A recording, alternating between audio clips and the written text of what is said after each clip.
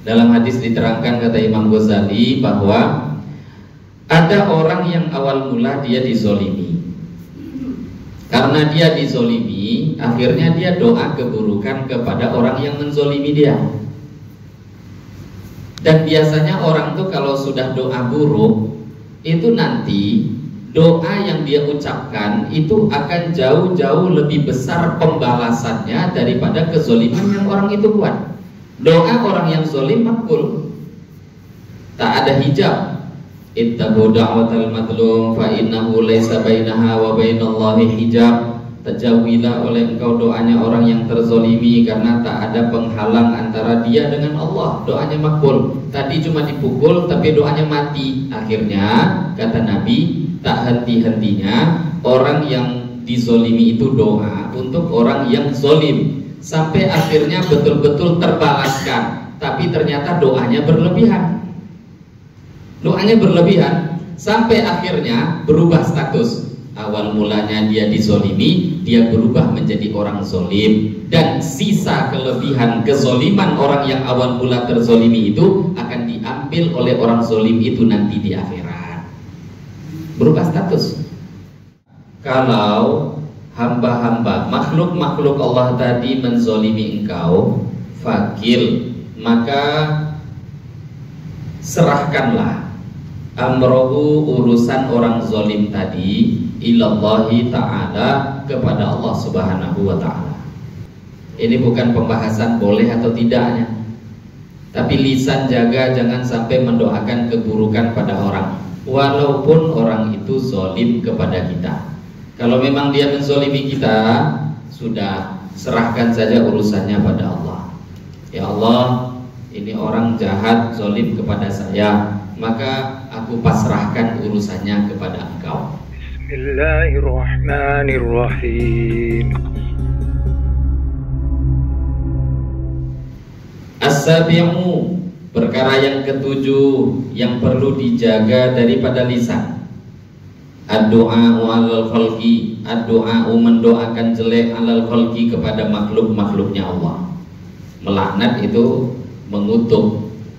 Ada juga yang lain yang perlu dijaga dari lisan, mendoakan keburukan untuk makhluk-makhluk Allah. Fahfad lisanak, maka jagalah lisan engkau, anid du'ai ala ahadin, berdoa ke atas seseorang, min khalqillahi ta'ala, daripada hamba-hamba Allah.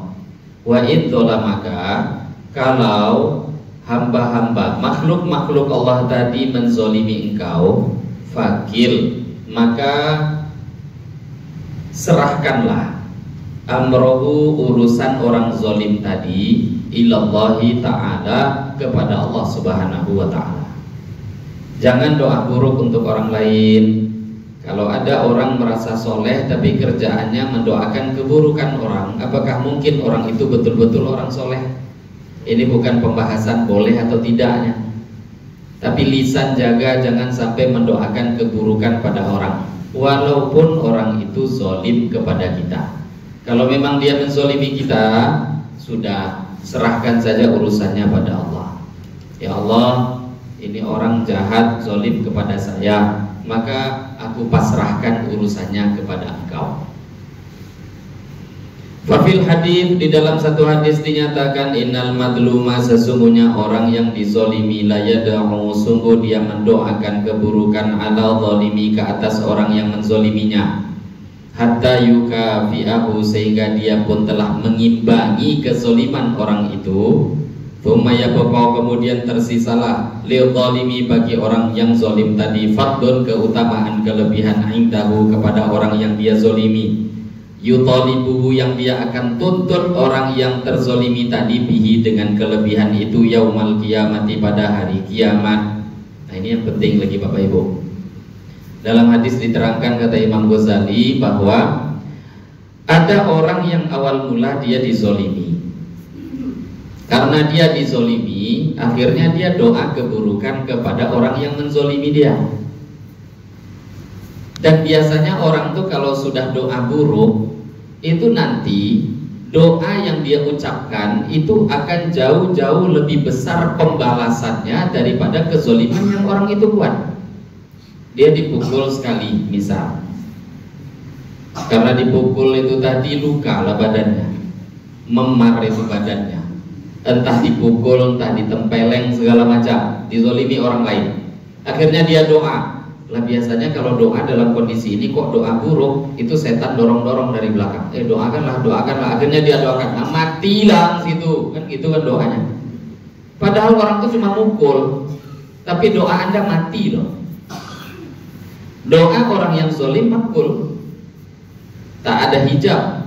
Ittaqu da'watal madlum fa innahu laisa bainaha wa bainallahi hijab. Terjauhilah oleh engkau doanya orang yang terzolimi, karena tak ada penghalang antara dia dengan Allah. Doanya makbul. Tadi cuma dipukul tapi doanya mati. Akhirnya kata Nabi, tak henti-hentinya orang yang dizolimi itu doa untuk orang yang zolim, sampai akhirnya betul-betul terbalaskan. Tapi ternyata doanya berlebihan.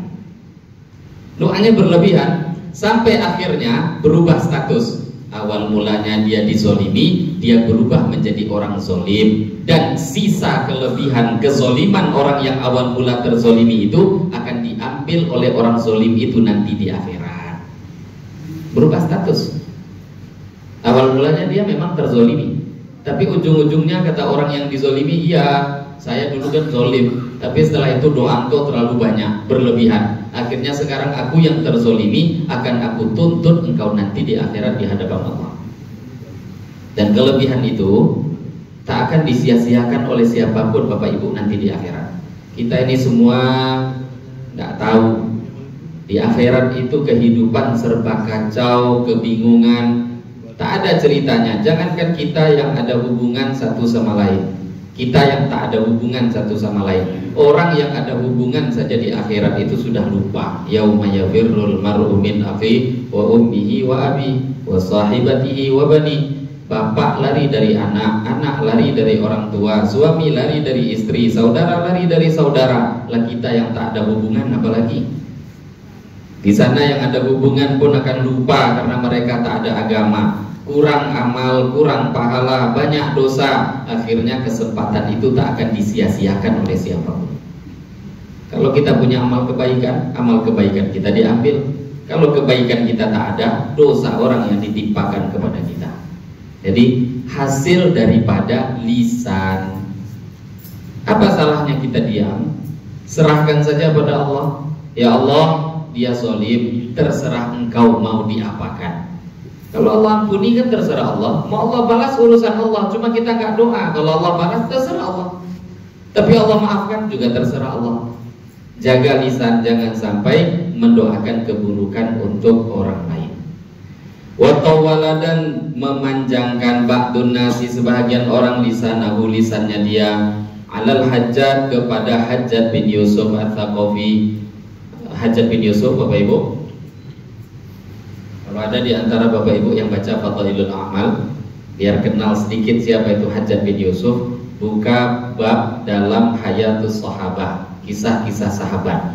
Hajjaj bin Yusuf Ats-Tsaqafi ini seorang gubernur di zaman kekhilafahan Abdul Malik bin Marwan Bani Umayyah, dan dia diangkat menjadi salah satu pembesar di kekhilafahan Abdul Malik bin Marwan, bahkan diangkat menjadi gubernur Mekah Madinah. Jadi kalau ada orang diangkat jadi gubernur Mekah Madinah, ya sudah, itu rezeki dia. Tapi masalah soleh nggak soleh itu urusan lain. Hajjaj bin Yusuf ini gubernur yang alim, hafiz Quran, pakar ilmu agama, tapi zolim. Jadi zolimnya tuh terlalu luar biasa. Nah di sini beliau menceritakan tentang Hajjaj bin Yusuf. Apa kata Imam Ghazali? Banyak orang-orang yang lisan mereka itu tak pandai mereka jaga, sehingga mendoakan, mencela, melaknat daripada Hajjaj bin Yusuf Ats-Tsaqafi. Terlalu berlebihan. Faqala ba'dus salaf, maka ketika melihat ada orang yang suka berlebihan mencela, mencaci, mendoakan keburukan untuk Hajjaj bin Yusuf, maka sebahagian ulama salaf, yang dimaksud di sini dalam syarah yaitu Ibnu Sirin rahimahullahu taala, pimpinan daripada ulama tabi'in, Muhammad bin Sirin al-Imam as-Salih, satu orang imam yang luar biasa solehnya. Apa kata Ibnu Sirin? Beliau menasihati orang yang berlebihan mencela daripada hajat tadi. Kata beliau, innallaha, sesungguhnya Allah, la yantaqimulil hajat, Allah pun murka karena ada orang mencela hajat berlebihan. Allah juga murka. Mimman ta'arrada lahu bilisani, terhadap orang yang terlalu berlebihan, yang terlalu tajam lisannya kepada hajat. Kama yang taqimu minal hajat liman dolamahu, sebagaimana Allah juga marah murka minal hajat kepada hajat, liman dolamahu, kepada dikarenakan orang yang hajat telah menzoliminya. Jadi kata Ibnu Sirin diingatkan, iya, kamu juga harus ingat, engkau cela, engkau laknat itu hajat, engkau caci maki hajat, Allah juga marah loh, Allah juga nggak suka. Sebagaimana Allah juga tak suka ketika hajat itu menzolimi orang.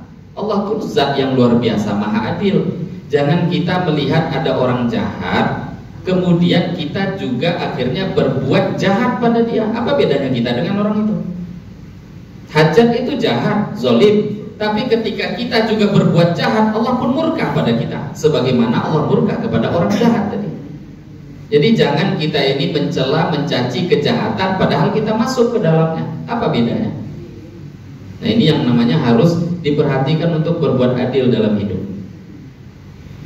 Hajjaj bin Yusuf ini, Bapak Ibu, ini saking zolimnya dia, salah satu kisahnya bisa dibaca tadi di dalam kitab Fadailul A'mal, bab tentang Hikayatus Sahabah, cerita tentang kisah-kisah para sahabat. Di situ ada cerita kisah yang cukup panjang, 3 lembar, ada sampai 6 halaman, kisah bagaimana Hajjaj membunuh Sa'id bin Jubair radhiyallahu taala anhu. Itu kisah panjang. Sedangkan Sa'id bin Jubair ini pemimpin ulama-ulamanya tabi'in, bukan cuma tabi'in, pemimpin ulama-ulamanya tabi'in. Itu dibunuh. Yang dibunuh cuma satu? Enggak. Level setelahnya, di atasnya itu ada level yang lebih besar. Sahabat Abdullah bin Zubair.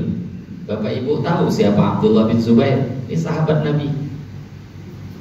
Namanya Abdullah, bapaknya Zubair, kakeknya bernama Awwam. Abdullah bin Zubair bin Awwam.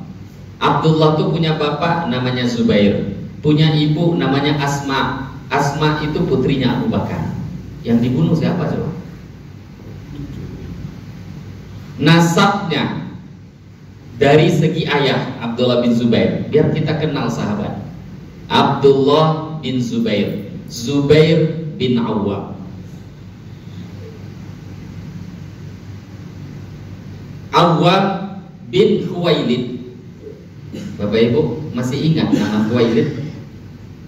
Khuwailid, kalau kita mau sedikit ingat, Nabi punya istri yang paling beliau cintai. Tak pernah beliau memiliki istri lebih ketika menikah dengan perempuan ini, Khadijah binti Khuwailid. Istri Nabi yang pertama siapa? Khadijah binti Khuwailid. Zubair bin Awwam bin Khuwailid. Siapa itu Zubair? Bisa dibayangkan? Ini cuma untuk membayangkan. Khadijah binti Khuwailid, Zubair bin Awwam bin Khuwailid. Begitu dekatnya, begitu luar biasa nasabnya. Sedangkan Asma ibunya binti Abu Bakar. Lah, Zubair itu dari nasab ayah, Zubair bin Awwam bin Khuwailid. Sedangkan Zubair dari nasab ibu. Zubair itu punya ibu bernama Sofiyah. Sofiyah itu adalah saudara daripada Abdullah. Abdullah bapaknya, ayahnya Rasulullah SAW. Jadi kalau sudah mau bangga-banggaan nasab itu luar biasa. Zubair itu kalau mau berbicara, aku adalah sepupunya Rasulullah dari jalur ibu. Jadi Zubair ibn al-Awwam, Zubair bin Awwam bin Khuwailid. Kalau dari jalur ayah, Zubair punya ibu namanya Sofiyah. Sofiyah itu adalah saudara daripada ayahnya Nabi. Berarti kan sepupu, tapi jalur ibu. Dari jalur ibu sepupunya Rasulullah, dari jalur ayah itu keponakannya Khadijah. Nasabnya bagaimana tuh coba, luar biasa. Lah punya anak Abdullah dibunuh oleh Hajjaj bin Yusuf. Jangankan membunuh sahabat, membunuh satu umat Islam di zaman sekarang yang bukan sahabat saja, itu ancamannya sudah nerakanya Allah Subhanahu wa taala. Para ulama mengatakan dalam kitab Syarah Syifa, Hajjaj bin Yusuf itu dikatakan oleh para ulama, ketika ada orang menghitung siapa saja man qutila sabran, siapa yang dibunuh tanpa perlawanan. Ini dibunuh tanpa perlawanan ya Bapak Ibu. Ada orang yang dibunuh, yang mati di tengah peperangan, itu nggak dihitung kebanyakan. Ini dibunuh tanpa perlawanan oleh Hajjaj bin Yusuf. Dibunuh tanpa perlawanan, ditangkap, kemudian disalib, dibunuh, dipenggal. Berapa orang? Kata para ulama, yang dibunuh ini umat Islam ini nggak kurang 120.000 nyawa yang dibunuh Hajjaj. Kita biar tahu zolimnya Hajjaj itu levelnya seperti apa. Ada kira-kira Bapak Ibu jumpai orang sezolim itu zaman ini? Nggak ada. Kadang kita udah bencinya sama presiden, bencinya pada satu gubernur, bencinya pada satu menteri, entahlah luar biasa. Nah, itu sudah sibuk lidah kita tajam kepada dia. Akan ditanya untuk melaknat mereka di akhirat? Enggak. Hajjaj bin Yusuf level tajamnya, level kezolimannya nggak ada yang bisa mengalahkan dia di zaman ini. Tapi kata Imam Ghazali, ketika Hajjaj yang sezolim itu, ada orang yang lisannya berlebihan. Mungkin doanya itu melebihi daripada kezoliman Hajjaj. Hajjaj zolim, tapi lidah dia lebih zolim daripada perbuatan Hajjaj. Maka kata Ibnu Sirin waktu itu, jaga lisanmu, jaga, kata Ibnu Sirin. Memang Hajjaj itu zolim, orang-orang zolim itu dimurkai Allah. Tapi kezoliman itu bukan hanya bisa ditempelkan pada Hajjaj. Anda pun kalau berlebihan juga jadi orang zolim. Kalau Anda zolim, engkau pun juga dibenci oleh Allah. Itu diingatkan oleh Ibnu Sirin. Jadi jangan kita sampai merasa pertama ini orang zolim, mesti dicela, mesti dicaci, mesti didoakan buruk. Enggak. Maka dalam usaha para nabi, para rasul, nabi itu disakiti seperti apapun, doa juga. Tapi selalu doanya nabi doa hidayah, mesti. Nah di sini kita mau mengarahkan, bukan dilarang doa, tapi arahkan doa itu kepada kebaikan. Dan itu perlu dilatih Bapak Ibu. Apa salahnya doakan orang lain untuk dapat kebaikan? Ya Allah beri dia hidayah. Kalau memang orang itu tidak dapat jatah hidayah, kita yang doa yang pasti dapat hidayah. Karena kan memang seperti itu dalam hadis. Tidaklah kata Nabi seseorang mendoakan saudara Islamnya kecuali malaikat Allah utus doa di samping dia. Ya Allah, pertama kata malaikat, walaka bimithli, walaka bimithli, walaka bimithli. Doa, ketika doa baik kata malaikat, ya Allah ini orang ini beri dulu. Dia duluan. Beri dia dulu. Yang itu tuh terserah mau diberi benar. Yang ini dulu.